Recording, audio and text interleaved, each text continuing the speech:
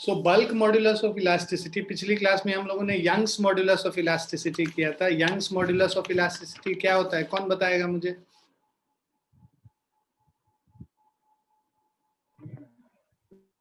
वेदांत set इसलिए देते हैं जिससे कि किसी को अगर अंडर ग्रेजुएट कोर्स में बाहर एडमिशन्स लेना है, मतलब इंडिया के बाहर पढ़ना है, यूजी कोर्स, मान लो तुमको इंजीनियरिंग बाहर से करना है, इंडिया से नहीं करना है, तो उसके लिए आपको सैट का एग्जाम देना होता है, जो कि बाहर कॉलेजेस उसके बेसिस पे तुमको एडमिशन ग्रांट करते हैं। मतलब ये पहला लेवल है, बहुत सारे चीज देखते हैं, तुम्हारा ओवरऑल एकेडमिक्स देखेंगे, उसके अलावा तुम्हारा जो है को करिकुलर एक्टिविटीज देखेंगे, है ना, बहुत सारी चीजें देखेंगे, बट उस जो फर्स्ट लेवल है कि सैट में कितना स्कोर आया, वो सबसे पहला चीज देखते हैं। तो सैट एक स्कॉलिस्टिक एप्टीट्यूड टेस्ट होता है जिसमें मैथ्स और इंग्लिश पूछी जाती है, और टोटल 1600 का होता है अगर आप ऐसे नहीं लेते हो तो।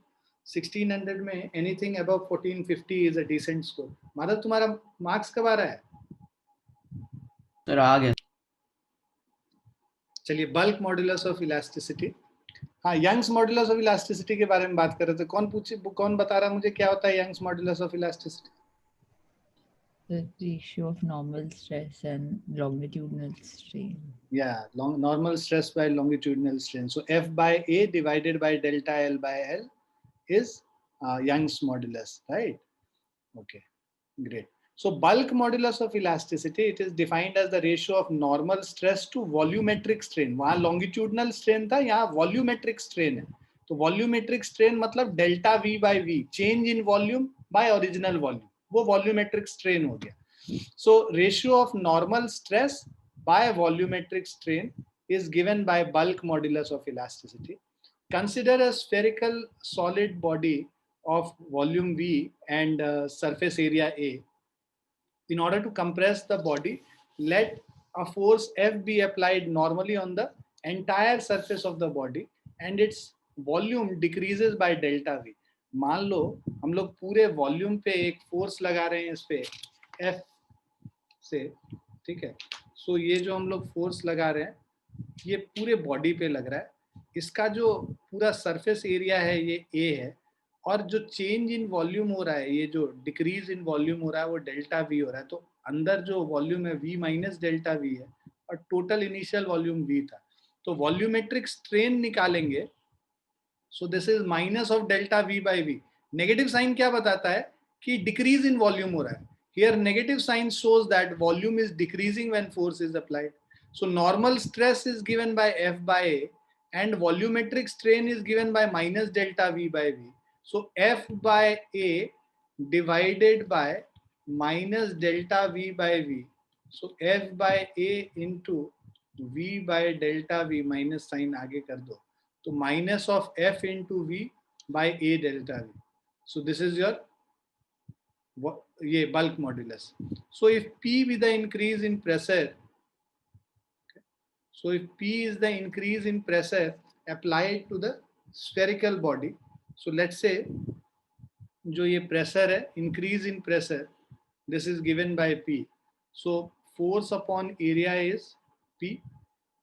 Bulk modulus B will be given by, तो F by A के जगह हम लोग क्या पुट कर लेते हैं, P डाल देते हैं, तो P minus P V by delta V, this is again bulk modulus. तो ये दूसरा फॉर्मूला हो गया।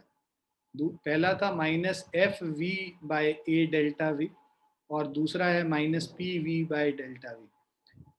The unit of bulk modulus of elasticity is newton per metre square. क्यों? क्योंकि डेल्टा वी बाई वी ये जो है ये तो डायमेंशनलेस क्वांटिटी है, वॉल्यूम को वॉल्यूम से डिवाइड कर रहे हो, तो जो ये एफ बाई ए है वही यूनिट होगा न्यूटन पर मीटर स्क्वायर और pascal. And in CGS system it is dyne per centimetre square. Dimensional formula जो प्रेशर का होता है ml माइनस 1 t माइनस 2, वही इसका भी डायमेंशनल फॉर्मूला होगा। क्लियर बच्चों? यस। अब आ जाते हैं कंप्रेसिबिलिटी पे। कंप्रेसिबिलिटी क्या है? ये compressibility is the reciprocal of bulk modulus, मतलब inverse of bulk modulus. So compressibility K of a material is the reciprocal of its bulk modulus of elasticity. So K is equal to 1 upon B, right? So compressibility is 1 upon bulk modulus. तो Newton per metre square था, तो Newton -1 metre square हो जाएगा इसका unit, उसका just inverse reciprocal, जो bulk modulus का unit है उसका रेसिप्रोकल ले लेना. Bulk modulus is involve in solid, liquid and gases, तीनों में इन्वॉल्व होता है. Bulk modulus is involve in all three, solid, liquid and gases. Bulk modulus for solids are much larger than for liquids, which are again much larger than the bulk modulus for gases. So bulk modulus for solid is much larger than bulk modulus of liquid is much larger than bulk modulus of gases. Young's modulus and bulk modulus for a perfectly rigid body is infinity. Rigid body होगा तो change in length delta L ही 0 हो गया, right? तो जब हम कह रहे हैं F upon A divided by delta L upon L, तो F L by A delta L. जब हम लोग डेल्टा एल कह रहे हैं 0 है, तो ये क्या हो जाएगा? बल्क यंग्स मॉड्यूलस इन्फिनिटी हो जाएगा. उसी तरह जब डेल्टा वी 0 है, तो उस समय बल्क मॉड्यूलस कितना हो जाएगा? इन्फिनिटी हो जाएगा. ठीक है. So bulk modulus is infinity and Young's modulus is also equal to infinity for a perfectly rigid body. Why? Because delta L and delta V there is equal to 0. Clear? Yes, sir. Yes, sir. Modulus of rigidity or shear modulus of elasticity. ठीक है. So modulus of rigidity अगर हम देखते हैं, so it is defined as the ratio of tangential stress to the shearing strain. So tangential stress by shearing strain is modulus of rigidity. Small g से उसको represent कर. ठीक है. So it is defined as the ratio of tangential stress to shearing strain within the elastic limit. It is also called shear modulus of rigidity. Clear है बच्चों? तो वहां पे देखो क्या आ रहा है, टेंजेंशियल स्ट्रेस. यहाँ पे हम लोग नॉर्मल, पहले normal stress by volumetric strain, normal stress by longitudinal strain. यहाँ पे डिफरेंट है. नॉर्मल स्ट्रेस के जगह क्या है? टेंजेंशियल स्ट्रेस, मतलब सरफेस के अलोंग फोर्स लगा रहे हैं. अगर ये हमारा एक इस तरह का एक सरफेस है, राइट, तो अब इसके अलोंग जब फोर्स लगाएंगे ना, इसी के अलोंग, इसके परपेंडिकुलर नहीं, इसके अलोंग, सरफेस के अलोंग फोर्स लगाएंगे, तो उसके वजह से जो स्ट्रेस होता है उसको टेंजेंशियल स्ट्रेस कहते हैं. डिवाइडेड बाय शियरिंग स्ट्रेन, ये भी क्या होता है अभी हम लोग देखेंगे, is called shear modulus of elasticity या मॉड्यूलस ऑफ रिजिडिटी उसको कहते हैं. सो shear modulus of elasticity समझने के लिए consider a solid metal cube. एक solid metal cube है A B C P E, ठीक.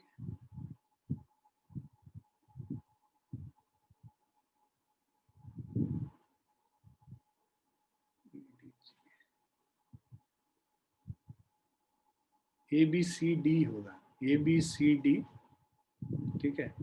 उसके बाद EPGH, ठीक है. So whose each side is of length L, right? Let its lower face ABCD be fixed and a force F be applied tangentially to the top face EPGH. So इसके top face पे एक force लग रहा है tangential force F, और ये fixed face है, ये ground से fix किया हुआ है, ये नहीं move कर सकता. ठीक है. और एरिया जो है इसका टॉप फेस का, मान लो एरिया ए, हर साइड का ही एरिया होगा, हर फेस का एरिया ए होगा. Now as a reaction an equal and opposite force F will be set up on the lower fixed face and couple will be formed by these forces. अब ये इधर लग रहा है तो एक रिएक्शन फोर्स इस पे इधर लगेगा और ये क्या बनाएगा? एक कपल ऑफ फोर्स बनाएगा. Due to it the body will not change its shape but will suffer a change in its body will not change its volume but will suffer a change in its shape. तो इस couple of force की वजह से इसका volume तो change नहीं करेगा, ठीक है, बट उसका शेप चेंज कर जाएगा. लेट द वर्टिकल प्लेन्स, अब जो ये वर्टिकल प्लेन ADEH है और BCPG है, ये जो वर्टिकल प्लेन्स है, ये वाला प्लेन इधर और ये वाला प्लेन इधर, ये जो वर्टिकल प्लेन्स हैं ये लैटरली शिफ्ट हो गया. अब ये पहुंच गया ADE', पे. ये वाला सरफेस ऐसे थोड़ा झुक गया और ये भी इधर झुक गया because of this force which is acting now. और कितने से ये मूव कर गया? एंगल थीटा से. The angle here is theta by which it has moved. Now angle HAH' is theta and GBG' is also theta. HH', ये जो move, ये जो शिफ्ट किया है H वाला पोर्शन डेल्टा L से किया है. So HH' is equal to delta L and shearing strain is given by theta. Shearing strain क्या है? ये जो एंगल है HH' by AH, because ये जो मूवमेंट डेल्टा L है बहुत स्मॉल है. सो इसीलिए उस केस में theta is approximately equal to tan theta. tan theta क्या हो जाएगा? डेल्टा L अपॉन L हो जाएगा. tan theta is delta L upon L. और टेंजेंशियल स्ट्रेस क्या हो गया?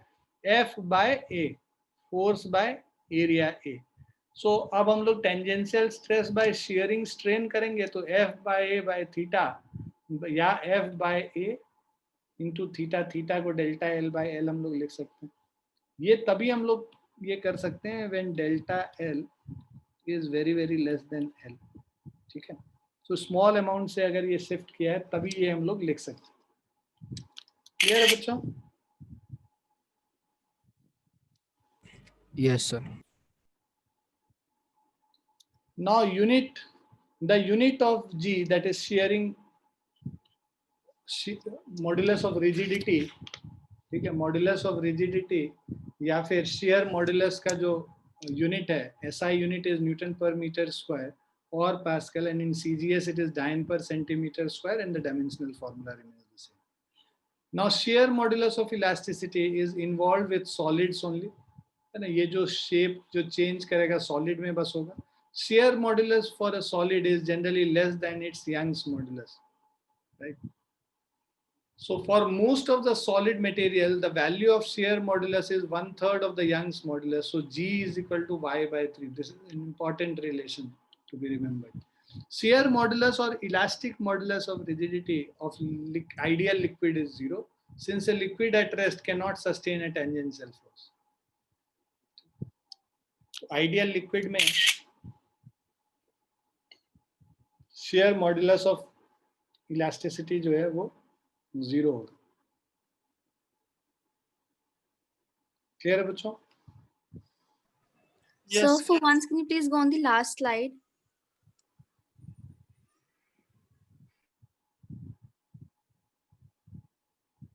बताओ, पूछना है कुछ?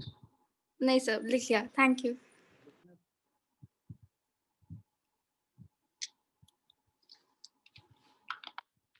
अब ये क्वेश्चंस करते हैं.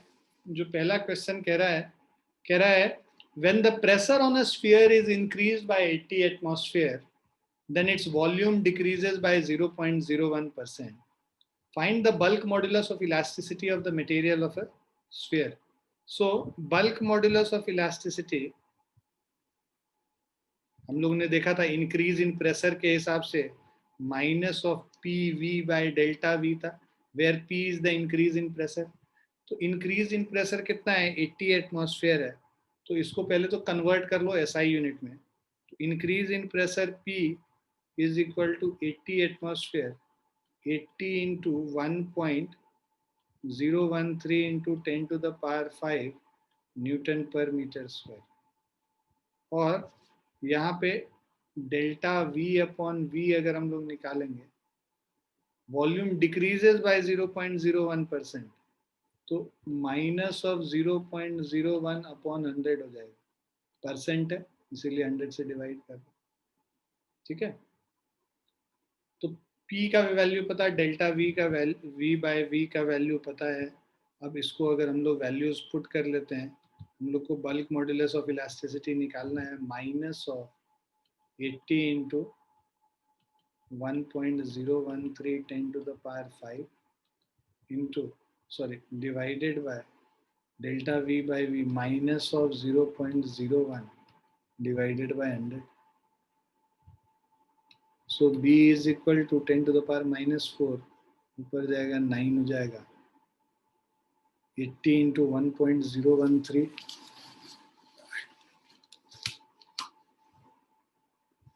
into 1.013, so 81.04, 8.104 10 to the power 10 Newton per meter square.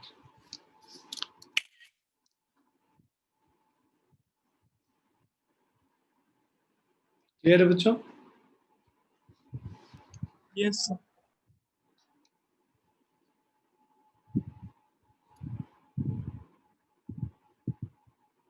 लिख लिया सभी ने?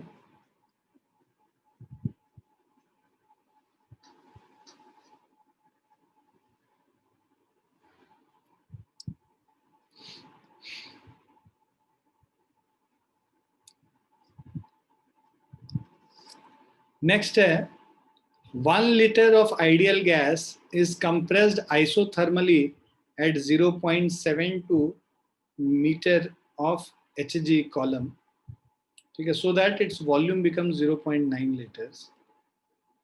Find its stress if the density of the material is this much. So देखो क्या है, आइडियल गैस है, आइसोथर्मली, आइसोथर्मल मतलब टेम्परेचर इज कांस्टेंट. तो ये सब हम लोग हीट वाला जो चैप्टर करेंगे ना तब करेंगे. अभी समझ लो बस कि आइसोथर्मल में temperature is constant. Gas law तुम लोग पढ़े हो 11th क्लास में अभी? Yes, sir. में P1 V1 by T1 is equal to P2 V2 by T2. Temperature constant है तो T1 T2 कट गया, मतलब कांस्टेंट है. P1 V1 is equal to P2 V2 हो जाएगा. P1 V1 मान लो प्रेशर हम लोग यहाँ पे दे रखा है 0.70 मीटर ऑफ Hg, तो उसको 0.72 और ये डेंसिटी तुमको दे रखा है, ठीक है, रो जी एच होता है basically pressure. So pressure P1 अगर हम लोग निकालते हैं, देखो V1 इज इक्वल टू दे रखा है 1 लीटर, लीटर में ही रहने देते हैं. Pressure P1 is equal to 0.72, density है 13.6 into 10 to the power 3, height दे रखा है, G का वैल्यू 9.8 ले लेते हैं. So this will be P1 का वैल्यू हो गया 0.72 into 13.6 into 9.8, 9.59 610 to the power 4 newton per metre square. ये P1 का वैल्यू आ गया. V1 पता है, V2 हमें पता है 0.9 लीटर्स, तो हम लोग P2 का वैल्यू निकाल लेंगे. तो pressure P2 is equal to P1 V1 by V2, 9.596 into 10 to the power 4. V1 is 1 divided by V2 0.9. So 9.596 divided by 0.9.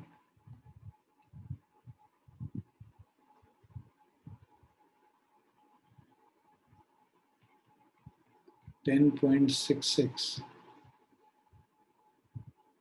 into 10 to the power 4 या 1.06 into 10 to the power 5 हो गया. ये pressure हो गया हम लोगों का P2. अब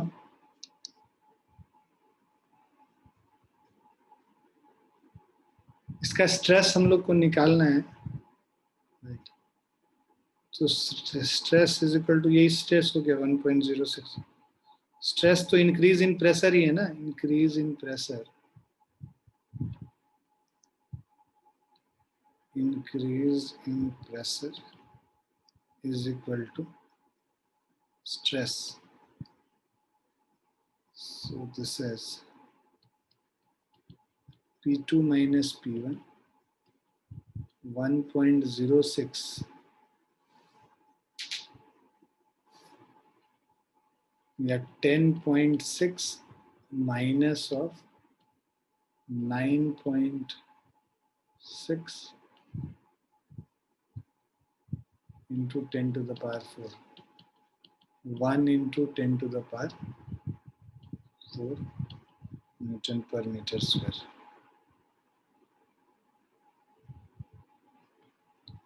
क्लियर है बच्चों? हाँ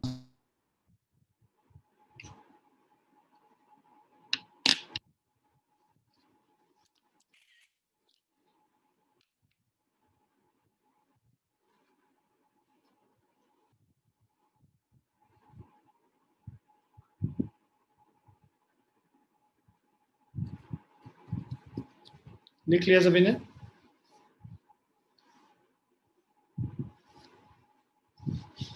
Yes, sir.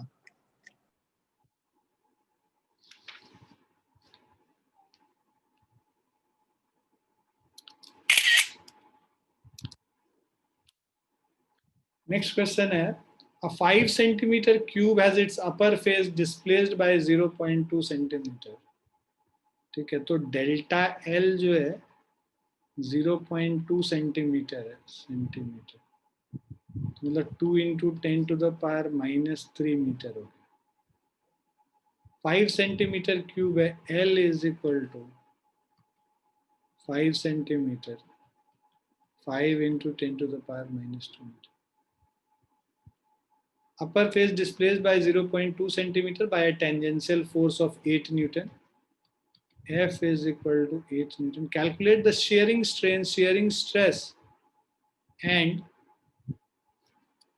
ठीक है, तो shearing strain यहाँ पे डेल्टा एल बाय एल ही होता है.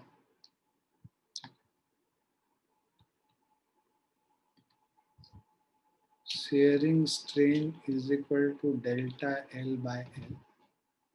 So 2 into 10 to the power -3 by 5 into 10 to the power -2. 2 by 5, 0.44 into 10 to the power -2 centimeter, which is 0, sorry, centimeter नहीं, इसका तो यूनिट नहीं होगा, 0.04 होगी.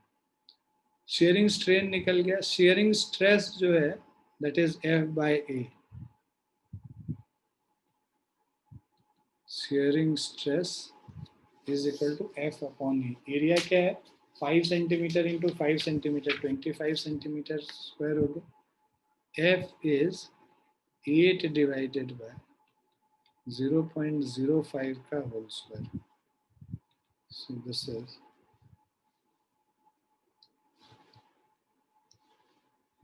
3200 Newton per meter square.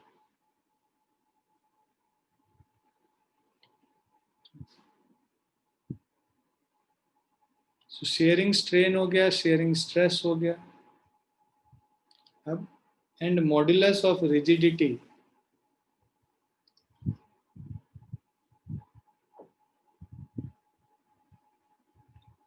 modulus of rigidity B is equal to shearing stress by shearing strain. Shearing stress upon shearing strain. तो shearing stress है हमारा 3200, shearing strain है 0.04. So 8 into 10 to the power 4 हो जाएगा. Newton per meter square. This is your bulk modulus. Modulus of rigidity basically G से represent करते हैं. Bulk modulus को B से करते हैं. So modulus of rigidity G is equal to this. Clear है बच्चों? Yes, sir.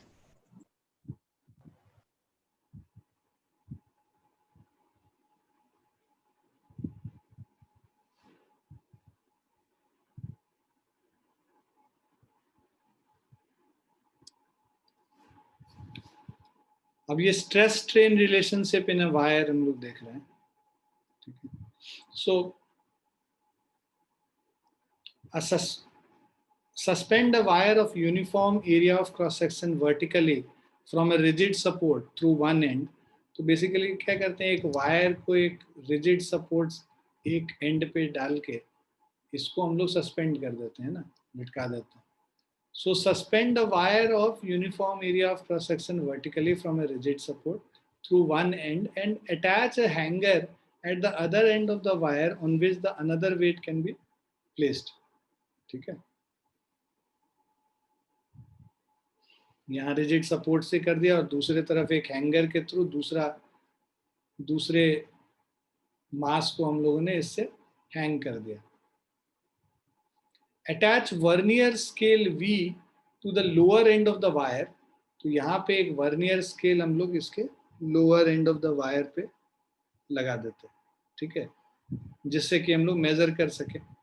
So attach a vernier scale V to the lower end of the wire, which can slide over main scale M. Now, figure as shown in the figure, अगले next slide पे है figure. Put the different known weights in the hanger and note down the corresponding extensions produced in the wire. तो हम लोग अलग अलग wait यहाँ पे लटकाते जाएंगे हैंगर में और उसके बाद ये यहाँ पे जो रीडिंग है वर्नियर कैलिपर्स का, वर्नियर जो रीडिंग है वो हम लोग कैलकुलेट करते रहते हैं, नोट डाउन करते रहते हैं. ना calculate the stress and strain for various observation. तो अलग अलग ऑब्जर्वेशन के लिए, अलग अलग वेट के लिए हम लोग स्ट्रेस और स्ट्रेन कैलकुलेट करते हैं. Plot a graph between stress and strain for a stressed wire under observation. We shall get a curve of the type as shown in figure. From this curve we note the following things. तो अलग अलग wait को जब हम लोग लटकाएंगे तो यहाँ पे देखो ये वायर था, एक एंड इसका फिक्स कर लिया, दूसरे एंड पे हम लोगों ने वर्नियर स्केल को लगा दिया, राइट, और इसके इस वाले एंड पे एक वेट को लटका दिया. अब अलग अलग वेट को चेंज करते जाते हैं, डिफरेंट वेट्स के लिए डिफरेंट रीडिंग हम लोगों को आएगा यहाँ पे एक्सटेंशन का. ठीक है ना. अब उसके बाद हम लोग प्लॉट करते हैं इसको. सो हम लोग स्ट्रेस और स्ट्रेन निकालते हैं हर एक वेट के लिए और स्ट्रेस अपॉन स्ट्रेन प्लॉट करते हैं. स्ट्रेस y एक्सिस पे लेंगे और स्ट्रेन x एक्सिस पे लेंगे. तो स्ट्रेस क्या है, F अपॉन ए है, और स्ट्रेन क्या है, अगर लॉन्गिट्यूडिनल स्ट्रेन बोलेंगे तो delta L by L, right. यहाँ पे तो हम लोग लेंथ वाइज ही देख रहे हैं, इसमें जो इंक्रीज इन लेंथ हो रहा है.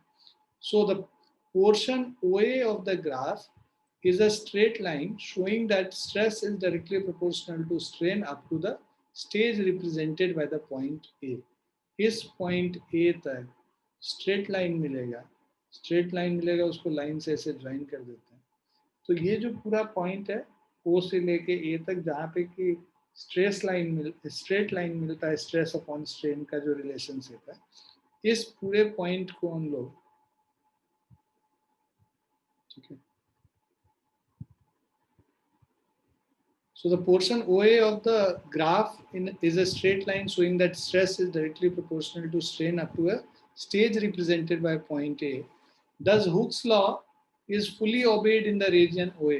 मतलब stress upon strain is equal to Young's modulus, that is fully obeyed in the region OA.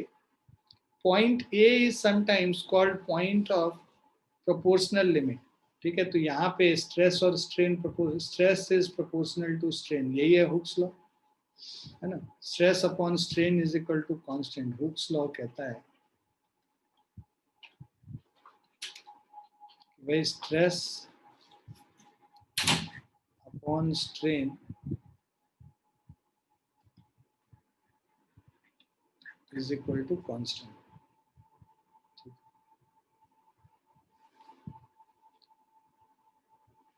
Beyond the point A point के beyond, the stress strain variation is not a straight line as indicated by the part AB of the graph. If the wire is unloaded at point B, then the graph between stress and strain follows the reverse path BAO. तो ये जो B point है, ठीक है, इस B point के पास, तो अब जो ए बी है, ठीक है, beyond the point A the stress strain variation is not a straight line. अब ए से बी तक it will not be a straight line, थोड़ा बेंड करेगा ए से बी तक के बीच. ठीक है. The portion of the graph between O and B is called elastic region. अब देखो, अगर हम लोगों ने इसको स्ट्रेच करके छोड़ा तो बी पॉइंट से वापस बी ए ओ करके वापस वहां लौटेगा. सो इसका मतलब यहाँ पे जो बी पॉइंट है यहाँ तक इलास्टिसिटी होती है ना, वैलिड है. So portion of the graph between O and B is called elastic region. O और बी के बीच में इलास्टिक रीजन, क्योंकि इस रीजन में कहीं से भी अगर उसको हम लोग छोड़ेंगे उस पॉइंट को, तो वो वापस अपना शेप रीगेन कर लेगा. ठीक है. So beyond the point B the graph is represented by a curve B C. B के beyond it is represented by this curve BC, okay, where the strain increases much more rapidly than the stress. ठीक है. तो strain जो है rapidly increase करेगा as compared to stress.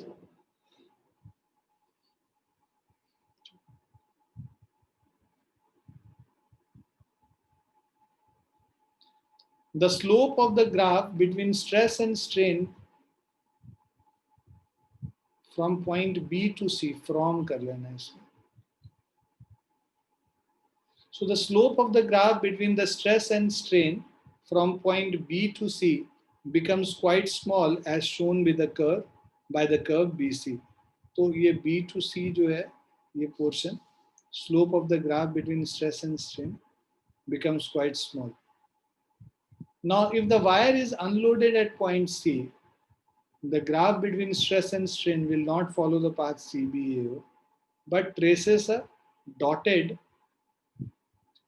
तो CBAO करके वापस नहीं जाएगा बट डॉटेड पाथ लेके वापस जाएगा. Dotted curve CO1. This indicates that if the wire is completely unloaded, that is stress is equal to 0, the strain will be equal to O1. ठीक है. तो even though stress 0 है, there is some amount of strain which is remaining. ठीक है.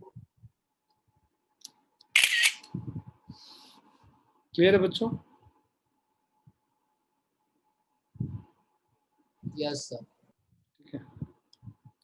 तो इसका मतलब ये जो OO1 ये जो रह गया है ना, वापस अपने O पॉइंट पे नहीं आता है. C पॉइंट पे छोड़ेंगे तो CBAO ना होके वो CO1 पे वापस होता है. तो ये जो परमानेंट डिफॉर्मेशन हो गया basically. It means that a permanent strain represented by OO1, so there is a permanent strain represented by OO1 is produced in the wire, which is called permanent set. Now this deformation in the wire is called plastic deformation. तो ये जो wire में deformation है इसको हम लोग plastic deformation कहते हैं. So this deformation in the wire is called plastic deformation. ये जो वायर में डिफॉर्मेशन OO1 की वजह से है इसको परमानेंट सेट भी कहते हैं. ठीक है. In the portion BC of the graph, Hooke's law fails. तो ये जो BC वाला जो पोर्शन है इसमें हुक्स लॉ फेल कर जाता है. स्ट्रेस अपॉन स्ट्रेन कांस्टेंट नहीं रहता है. हुक्स लॉ बी पॉइंट तक ही वैलिड है, O से लेके B तक. B से C में हुक्स लॉ फेल कर जाता है. And the extension in the wire is partly elastic and partly plastic in behaviour. Now beyond point C the wire starts showing increase in strain without any increase in stress. मतलब कि ये जो है ना, जो स्ट्रेन इसका मतलब बढ़ता जाएगा. स्ट्रेस तुम फोर्स अलग से नहीं भी लगाओ तो भी उसका जो लेंथ वाइज भी बढ़ता जाएगा या वॉल्यूम वाइज ये घटता जाएगा. ठीक है. The wire begins to flow. It means that the wire begins to flow down after point C up to point D. तो अगर तुम लोग के पास, ठीक है, तुम ये बहुत सारी चीज़ों में इस चीज़ को करके देख सकते हैं हम लोग. तो बेसिकली जो मेटल वगैरह होता है जब उसको मेल्ट कर रहे होते हैं तो एक पोर्शन तक ये खींचेंगे तो वो वापस चला जाएगा. बट एक पोर्शन के बाद जब अगर फर्दर इसको हम लोग स्ट्रेच करते हैं तो वो पतला होके थिन होके और वो बिल्कुल फ्लो करने लगता है। वो जो पोर्शन है उस पोर्शन को हम CD से रिप्रेजेंट कर रहे हैं। तो begin to flow down point C up to point D. The point C at which the wire yields to the applied stress. Yields to the applied stress मतलब stress के वजह से वो flow करना शुरू कर देगा. So yields to the applied stress and begins to flow down is called yield point. The behavior of the wire beyond point C is perfectly plastic up to point D. ठीक है, तो C से D तक perfectly plastic हो गया. The stress corresponding to the yield point C is called yield strength of the wire. तो yield point C जो है उसके corresponding जो stress है उसको yield point कहते हैं. तो ये C जो हो गया yield strength कहते हैं, सॉरी. तो OC dash ये जो है ये region यहाँ से यहाँ. So this is yield strength. ये point yield point हुआ. Now beyond point D, the graph is a curved line DEF.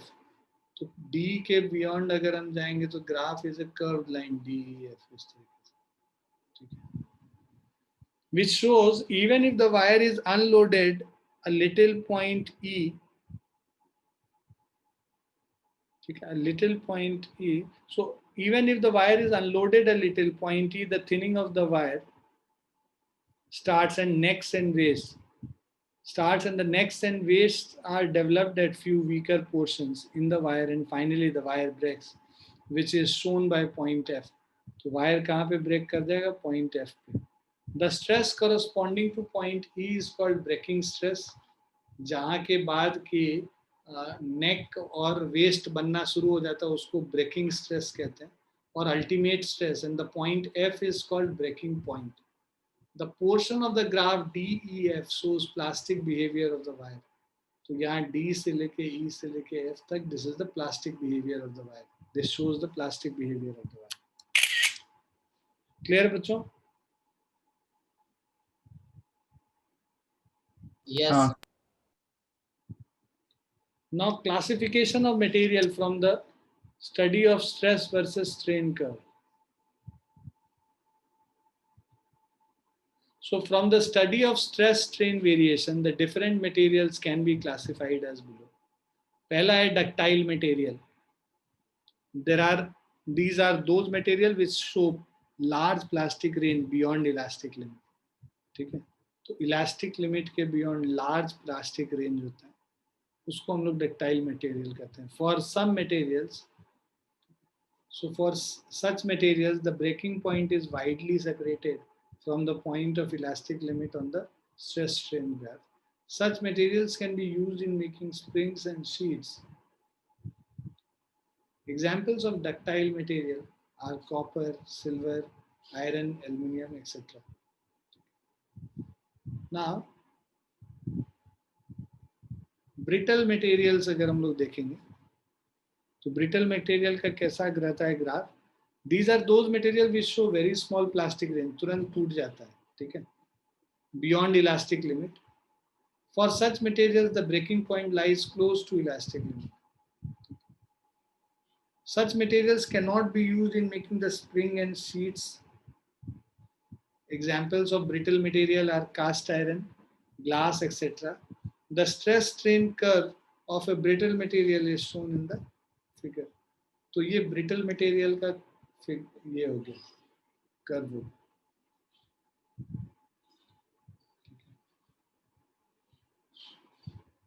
अब elastomers, these are those materials for which stress and strain variation. So these are those materials for which stress and strain variation is not straight line within elastic limit. The elastic region is very large. These materials do not obey Hooke's law over. Okay. These materials do not obey Hooke's law over most of the regions. Such materials have no plastic range. The breaking point lies just close to elastic limit So examples are rubber, the elastic tissue of aorta, the large vessels carrying blood from heart, etc. The variation of stress and strain for an elastomer has been shown in the figure. Stress और strain जो है iota, जो stress और strain जो हम लोग elastomers का can be seen, जो फिगर में आगे हम लोग देखेंगे.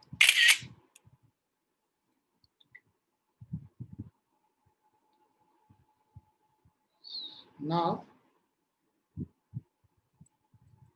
ब्रेकिंग फोर्स अगर हम बात करेंगे, breaking force is equal to breaking stress by area of cross section of the wire. तो breaking force by area, force by area हमारा स्ट्रेस होता है, तो breaking force is equal to breaking stress into area of cross section of the wire. Thus breaking force is independent of the length of the wire till its area of cross section remains unchanged. And breaking stress is fixed for a material, but breaking force will vary depending on area of cross section of the wire.